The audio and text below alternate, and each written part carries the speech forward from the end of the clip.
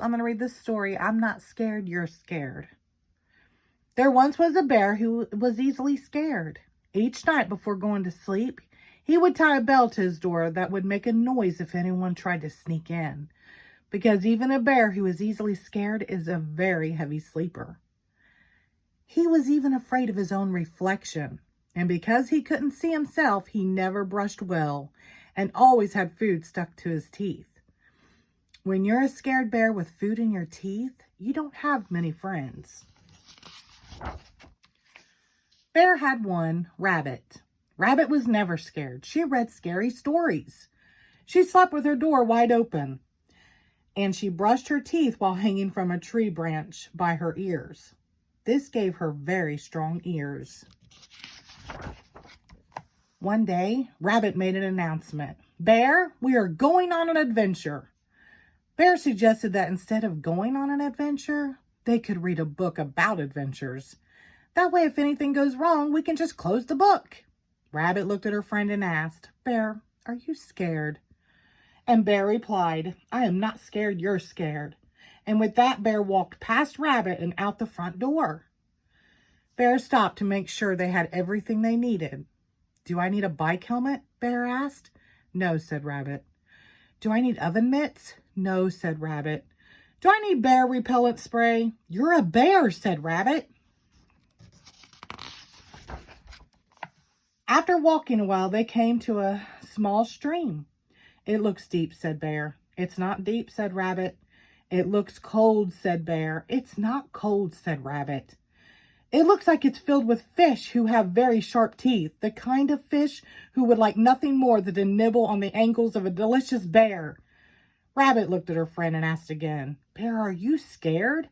And Bear replied once again, I'm not scared, you're scared. And with that, Bear walked along the stream until it narrowed enough that he could step over it.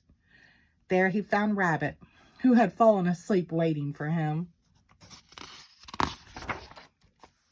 After a bit longer, they came to the edge of the woods. It looks dark, said Bear. It's not dark, said Rabbit. It looks spooky, said Bear. It's not spooky, said Rabbit. It looks like it's full of trees that are going to fall down and bonk us on the head, said Bear. Rabbit looked at her friend and said, Bear, are you scared? And Bear replied, I'm not scared, you're scared.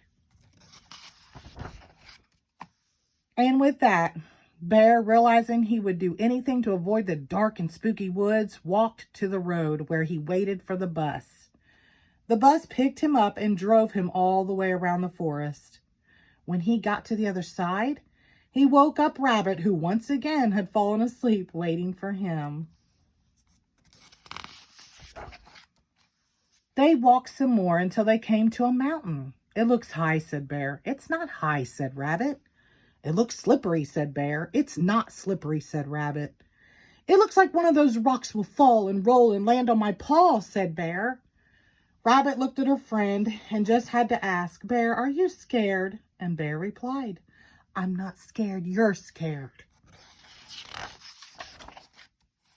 And with that, Bear, realizing he would do anything to avoid the high and slippery mountain, walked to the nearest train station. The train took him halfway around the mountain to an airfield. At the airfield, Bear bought a ticket on a helicopter that flew him to the top of the mountain and dropped him off next to Rabbit, who, no surprise here, had fallen asleep. Rabbit said, Bear, waking her up, should we go home? I'm not going home, said Rabbit, and she bounced off with Bear following behind her. After a bit more walking, they found themselves at one side of a long rope bridge. Bear stopped. It looks rickety, said Bear. It might be a little rickety, said Rabbit. It looks old, said Bear. It might be pretty old, said Rabbit. It looks like the boards might break if you were heavy enough, said Bear. Agreed Rabbit. Rabbit looked at her friend and said, Bear, are you scared? And Bear took a deep breath and said, Yes! Yes, Rabbit, I am scared. I was scared of the river, and I was scared of the forest, and I was scared of the mountain. But I am the most scared about this long, old, rickety bridge. And with that, Bear turned around and headed home.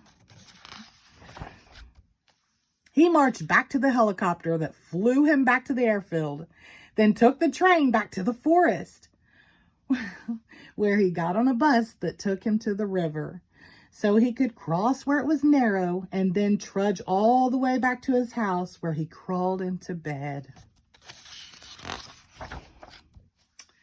Rabbit went to the middle of the bridge and thought, see, this bridge isn't dangerous. It's a good bridge. And to prove it, she started to jump up and down. And then she jumped harder. And then she jumped harder than she had ever jumped in her life. Goodness, she jumped harder than she had ever jumped in her life. And then the board she was jumping on cracked in half, and Rabbit fell right through the hole in the bridge. Lucky for Rabbit, she had very strong ears, but she knew she wouldn't be able to hold on forever. And because of this, Rabbit, for the first time in her life, was scared. Now Bear and Rabbit had noticed, but throughout their journey, they had been followed by a small bird. Bird realized she had to get help, so she flew as fast as she could all the way to Bear's house.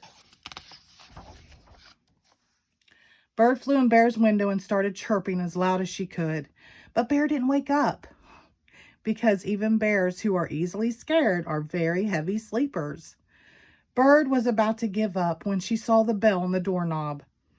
Bird put her head inside it and shook it as hard as she could.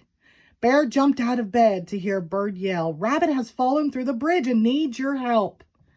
And in that moment, Bear felt something he had never felt before: courage. He was so worried about his friend that instead of staying home where it was safe, he ran out the door faster than any bear had ever ran before. When Bear reached the stream, he ran right through it. It only came up to his ankles. When he came to the forest, he ran right through it. It was only 3 trees. And when he came to the mountain, he didn't even think about taking a train and a helicopter. He just climbed right up it. It wasn't very high. Meanwhile, Rabbit was now hanging on with only one ear. She could feel it slipping too, and just as she lost her grip, Bear grabbed her by the ear and lifted her to safety. "Bear, were you scared?" asked Rabbit. And Bear said with pride and honesty, "Rabbit, I was scared." "I was scared too," said Rabbit. And Bear smiled and said, "Sometimes it's okay to be scared." That night, when Bear brushed his teeth, he didn't hide from his reflection. He looked right at it. And do you know what he saw? A very brave bear with no food in his teeth. The end. Thank you.